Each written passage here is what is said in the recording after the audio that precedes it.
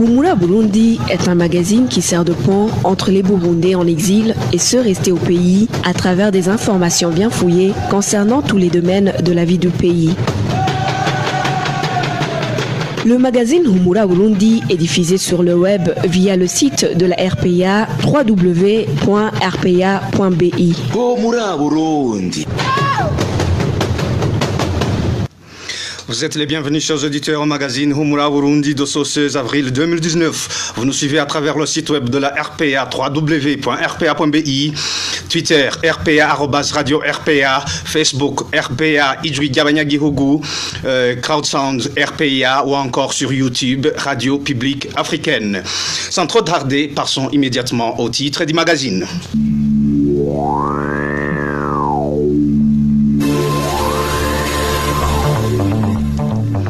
Trois militants du parti CNL sont détenus au cachot du service de renseignement en province Karouzi depuis ce lundi. Accusés de détenir des armes, la fouille et perquisition à leur domicile n'a pourtant rien prouvé.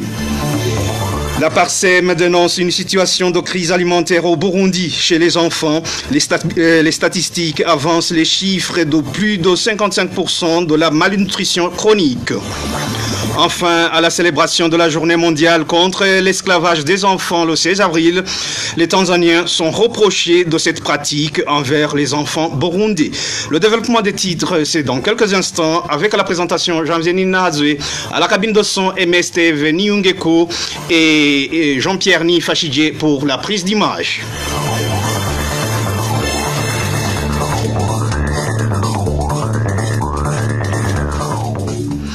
Encore une fois, bienvenue, page droit de l'homme d'abord. 2 personnes viennent de passer 5 jours en détention au cachot de la documentation en province Muyinga.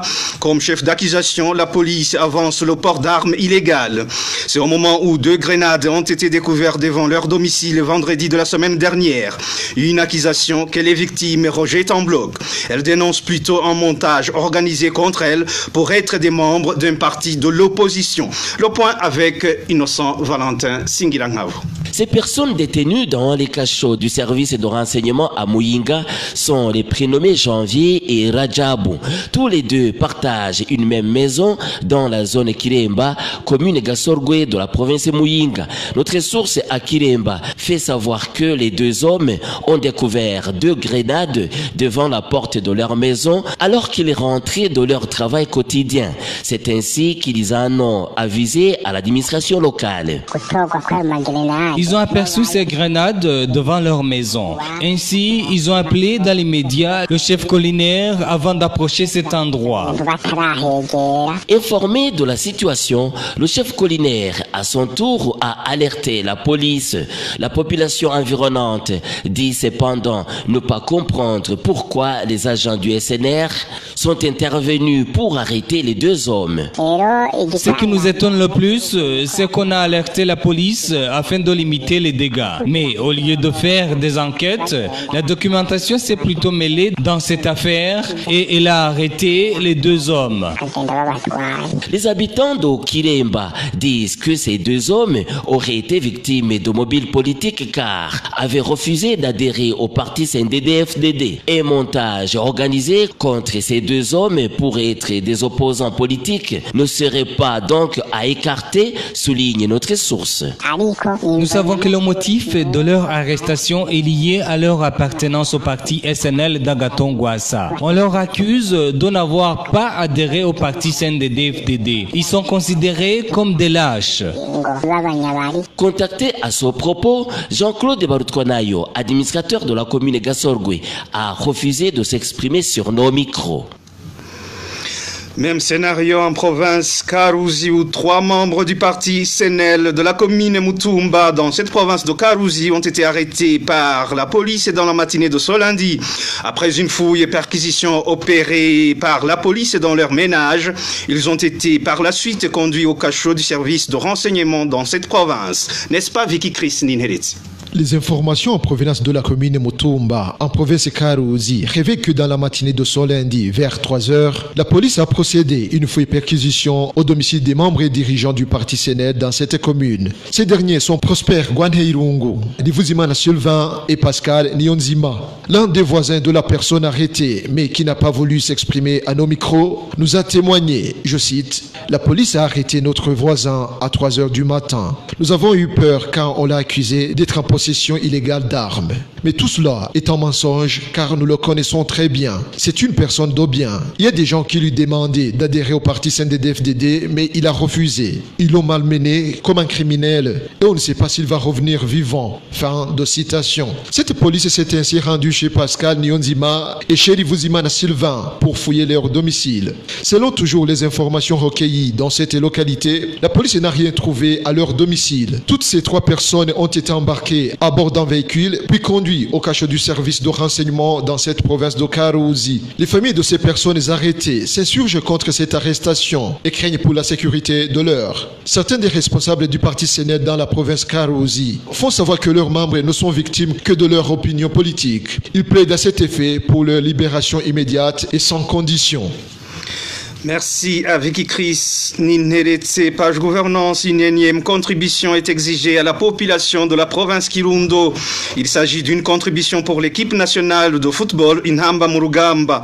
Les motards qui sont parmi les plus concernés pour cette contribution haussent le ton, surtout sur la destination de cet argent. Emmanuel Ndaishimi. Une somme de 5 000 francs est exigée à chaque conducteur de taxi-moto au chef-lieu de la province Kirundo. On leur indique que c'est pour soutenir l'équipe nationale de football. Les conducteurs de mototaxi considèrent que c'est beaucoup d'argent. Selon eux, il y a beaucoup d'autres contributions qui leur sont exigées.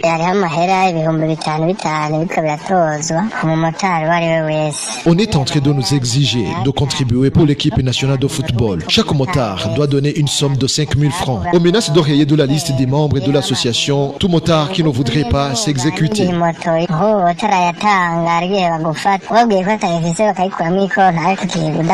Ce sont des Imbonerakure qui ont été chargés de collecter cette soi-disant contribution. Les motards craignent cependant que cet argent n'arrive pas à destination. On dit que le montant collecté est versé sur le compte de la province. Nous sommes cependant très inquiets. On a entendu dire qu'il y a des administratifs qui ont des quittances parallèles. Et ce sont des Imbonerakure qui ont le rôle de collecter cette contribution.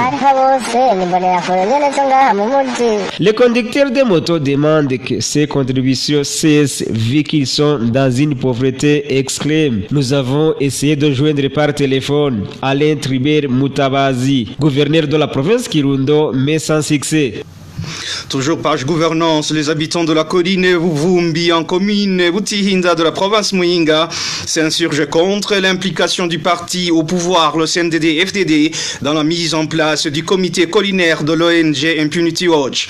Un comportement qui a entraîné la suspension des activités de cette ONG sur cette colline. Les détails avec Jean-Pierre Nifachic. Il était prévu ce lundi une formation à l'endroit de tous les membres des comités collinaires de l'ONG Impunity Watch. Une formation organisée sur les différentes collines de la commune Butihinda en province de Muyinga. Néanmoins, les habitants de la colline Buvumbi déplorent le fait qu'ils n'ont pas pu bénéficier de cette formation. Pour cause, le responsable du parti CNDD-FDD sur cette colline a imposé que le chef du comité collinaire soit celui de son choix et non pas celui qui avait été élu par la population. Une situation qui a entraîné la suspension de tout le comité collinaire par l'ONG Impunity Watch. Les habitants de la colline Buvumbi s'insurgent ainsi contre ce comportement du responsable du parti au pouvoir. La population de la colline Buvumbi ne bénéficie pas des services de l'ONG Impunity Watch. Il s'agit notamment de la sensibilisation en matière de bonne gouvernance, la justice transitionnelle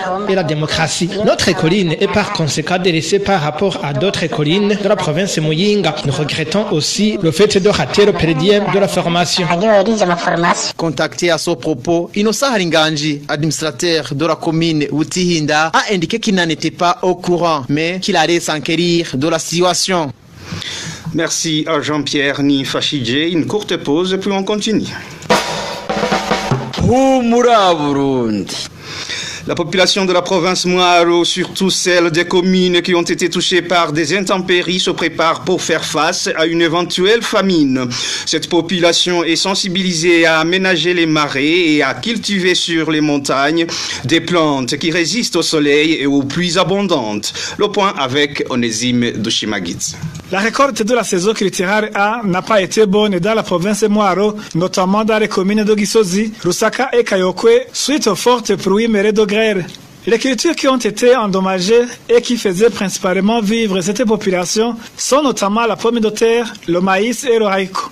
Pour le moment, il se manifeste une pénurie de denrées alimentaires sur les marchés de cette province et le pain qu'on y trouve s'achète à un prix élevé, comme l'indique cet habitant de la commune de Gisozi. Par exemple, un kilogramme de pommes de terre s'achète aujourd'hui à 800 francs, alors qu'il coûtait entre 400 et 500 francs pendant la période de récolte. Au marché, on n'y trouve pas de maïs et cela parce qu'il est encore tôt. Les gens de cette localité en préfèrent les graines bien sèches. Les denrées qui proviennent des autres provinces coûtent également cher puisqu'il n'y a pas de concurrence. Cette population affirme pourtant qu'elle est pour le moment bien préparée pour faire face à une éventuelle famine consécutive aux aléas climatiques.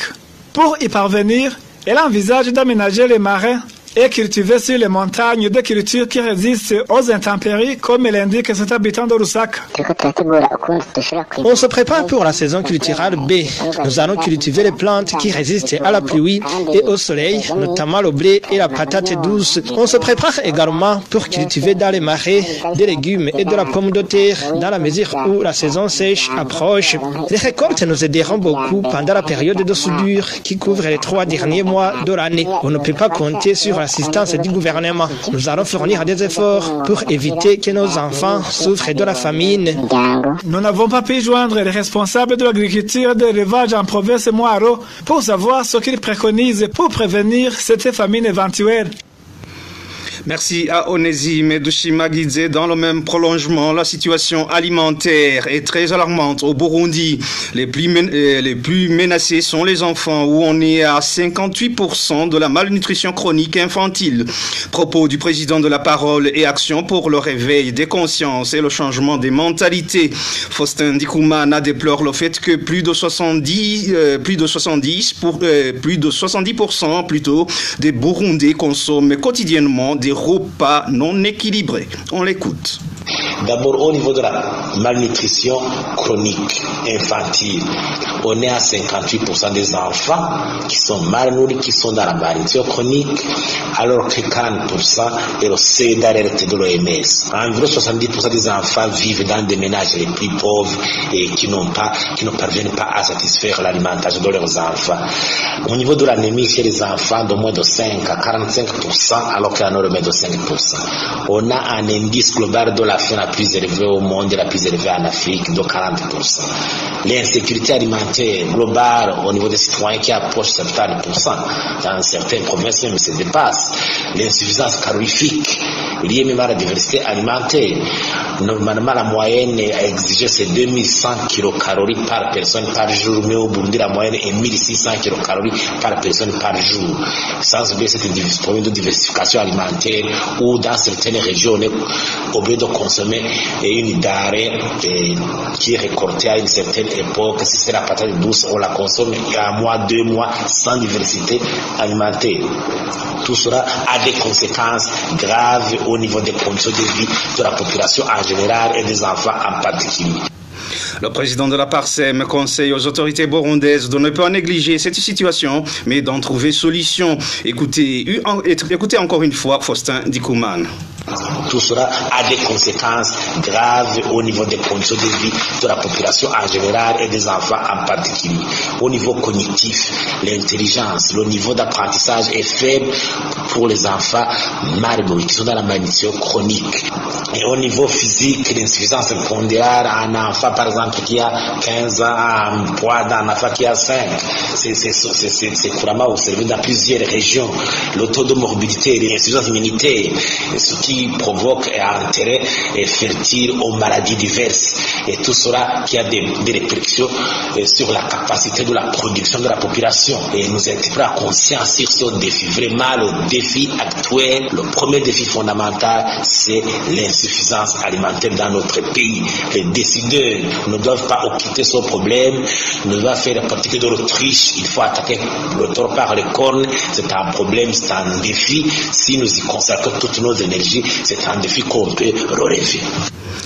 Faustin Dikoumana, président de la PARSEM, l'a indiqué dans le cadre de la campagne de la vérité sur les défis, laquelle campagne prendra fin en 2020. Le magazine Humura Burundi, le 16 avril de chaque année, le monde célèbre la journée mondiale contre l'esclavage des enfants. Cette journée a été instituée en 1995 après la mort d'un jeune Pakistanais de 12 ans qui avait tenté de dénoncer les mauvais traitements qu'il a subis depuis qu'il avait été vendu pour rembourser une dette familiale. À ce propos, l'esclavage des enfants est une réalité dans certains camps des réfugiés burundais. Des enfants sont des fois tirés de leur famille pour être enrôlés par les Tanzaniens dans des travaux durs. Et ces enfants sont rarement rémunérés. De surcroît, dans ces travaux, il a été constaté des enfants burundais qui ne sont pas toutefois des réfugiés. Rachel Kagisi. Le cas le plus récent est celui de 3 enfants burundais du camp d'Onyarugusu. Disparus du camp il y avait à peu près 8 mois, ils sont revenus le mois dernier. Le plus jeune de ces enfants a 9 ans, le cadet 10 ans et le plus âgé 12 ans. Ils ont raconté avoir été enrôlés chez les Tanzaniens. Au village Nyarudaho, ces enfants étaient des multiservices. Malheureusement, ils n'étaient pas payés. Et selon un des représentants des réfugiés dans ce cas, c'est un cas parmi plusieurs autres.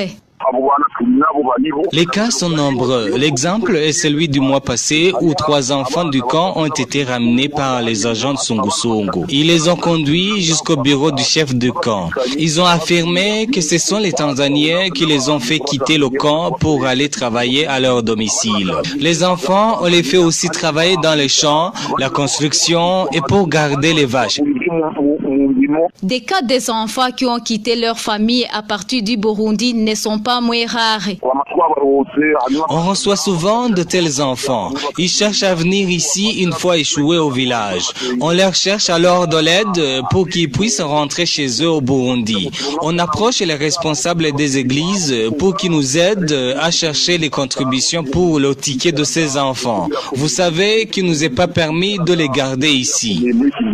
Pour rappel, il y a quelque temps au camp d'Onduta, il a été rapporté plusieurs cas d'enfants réfugiés qui ont été enlevés du camp pour des Tanzaniens en collaboration avec des réfugiés burundais. De ce trafic, ces réfugiés burundais recevaient de l'argent de Tanzaniens qui partaient avec ces enfants en province de Tabora, des enfants qui étaient utilisés dans des travaux durs.